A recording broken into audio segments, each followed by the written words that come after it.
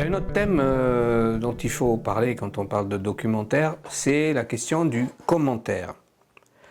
Si on regarde un sujet du journal télévisé, qui n'est pas du documentaire mais du reportage, mais bref, on va s'apercevoir que le commentaire est omniprésent.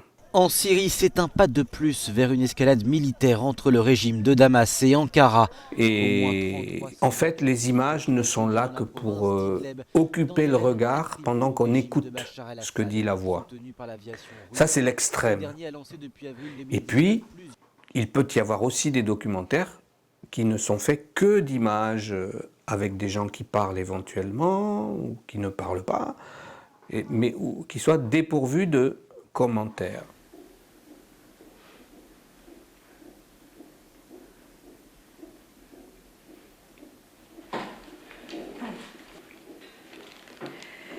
Allez, un grand coup là, et on n'en parle plus. Ah ouais, là. Allez. Allez, comme tout à l'heure. Oui, Ah, comme là, ça. c'est bien. Comme ça, Voilà. comme ça, comme ça, comme ça. Alors, Lâchez pas. entre ces deux, il y a toute une gradation, comme toujours, toute une palette de choix possibles.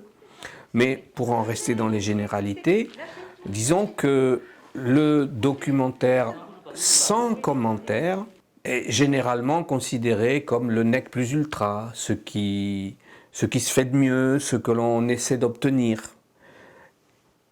De faire passer le contenu uniquement parce que montre la caméra, sans que la voix ne soit là pour aiguiller, pour diriger le regard du spectateur, le contraindre à une signification unique. Parce que souvent c'est ça.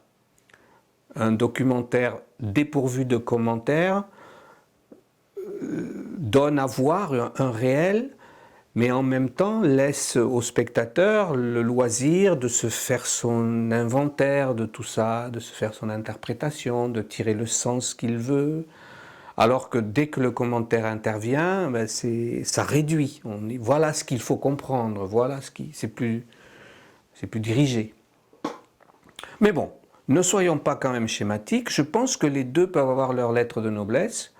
Et pour ce qui est de mon modeste cas personnel, j'ai pratiqué les deux. Ici, par exemple, le portrait de 3 agriculteurs jeunes ou plus ou moins jeunes qui ont pour principe de ne pas faire appel au moteur. Donc là, c'est un film sans commentaire qui se contente de les voir vivre, de les entendre parler, d'assister à leur quotidien, de les faire se rencontrer aussi de temps en temps, on les voit se croiser, échanger quelques paroles. Mais là, le spectateur est dans la position d'un ami presque qui serait là et qui serait amené peu à peu au fil du film à se faire sa propre idée. Le commentaire ne lui indique pas de sens particulier, il peut soit considérer que ce sont des doux rêveurs, soit que au contraire ce sont des pionniers d'un âge futur à venir. Donc là, un film sans commentaire. C'est bien. Allez, continue. Voilà. À l'extrême opposé, un film qui est totalement basé sur le commentaire. Le voici. De 1914 à 1918. Ma maison mère, Le monde avait un film que j'ai réalisé la maison de ses à ancêtres propos était de toujours là, cette au bord de la maison route qui et monte, au travers de orienté cette plein maison, de sud, toute la famille avec sa symétrie maternelle de qui l'a occupée pendant des générations et des générations. Alors là, comme c'est un film qui est presque entièrement tourné dans une maison vide, finalement le commentaire est ce qui charpente la totalité du film, c'est-à-dire je l'ai écrit avant et j'ai tourné les images non pas pour l'illustrer, mais pour essayer de créer des rencontres, une dialectique entre l'image et la parole.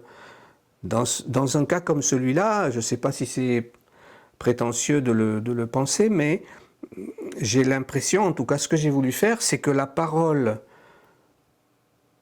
que je dis dans le commentaire ait le même statut qu'une image, et que ce soit des images, une image sonore et une image visuelle qui se catapultent, qui s'entrechoquent, qui créent du sens l'une avec l'autre.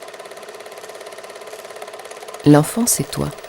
Tu t'appelles Jean-Louis Cros. Alors bien sûr, tu te demandes pourquoi filmer ces lieux où tu as joué quand tu étais petit. La nostalgie, pas seulement. Tu sens qu'il y a quelque chose d'autre qui remue, qui te parle au travers de ces fenêtres, de ces lucarnes. Ne cherche plus. C'est moi, la maison elle-même.